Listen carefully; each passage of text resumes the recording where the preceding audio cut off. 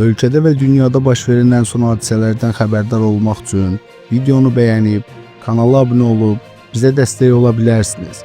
İndi isə keçək xəbərə. Milli Məclisin iclasında hərbi xidmət keçmə haqqında əsasnamənin təsdiq edilməsi barədə və hərbi vəzifə və hərbi xidmət haqqında Azərbaycan Respublikasının qanunlarında dəyişiklik edilməsi barədə Azərbaycan Respublikası qanununun layihəsi birinci oxunuşda müzakirəyə çıxarılaraq qəbul edilib. Səyyar TV xəbər verir ki, Musavat.com-un məlumatına görə layihə barədə Müdafiə, Təhlükəsizlik, Korrupsiya ilə Mübarizə Komitəsinin sədri Arzu Nağıyev məlumat verib. Komitə rəhbəri bildirib ki, hazırda silahlı qüvvələrin yüksək tələbat olan ixtisaslara malik olan hərbi qulluqçularla komplektləşdirilməsində, habelə səfərbərlik ehtiyatlarının zabit heyəti ilə formalaşdırılması məqsədlə bəzi qanunvericilik aktlarında dəyişiklik edilməsinə zərurət yaranıb. Belə ki, mövcud qanunvericiliyə əsasən, ali təhsilli çağırışçılar 1 il müddətli həqiqi hərbi xidmət keçdikdən sonra zabit hazırlığı üzrə kursu müvəffəqiyyətlə bitirərək bağlaşma əsasında könüllü surətdə 1 il 6 ay müddətinə zabitlərin həqiqi hərbi xidmətinə qəbul edilə bilərlər. Bu da öz növbəsində həmin şəxslərin silahlı qüvvələrdə ümumilikdə 2 il 6 ay xidmət etmələri və həmin şəxslərin zabitlərin həqiqi hərbi xidmətinə maraq göstərməmələri ilə nəticələnir.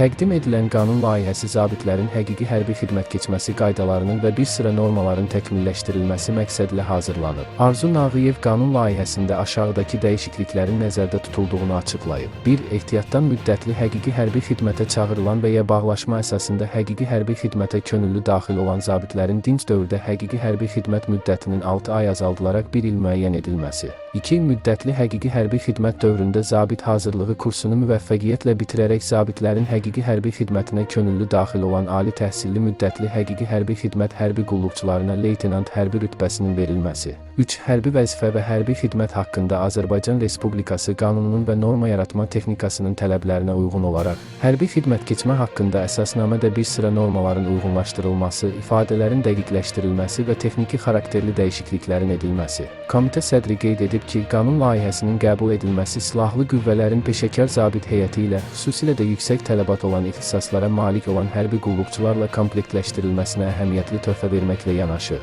zabit kimi 1 il hərbi xidmət keçmiş daha hazırlıqlı şəxslərin hesabına səfərbərlik ehtiyatının formalaşdırılmasına, bununla da bu sahədə olan problemlərin həllinə xidmət edəcək. Layihə komitəmizdə müzakirə edilib və birinci oxunuş üçün plenar iclasa tövsiyə edilib. Layihə səsə qoyularaq qəbul edilib.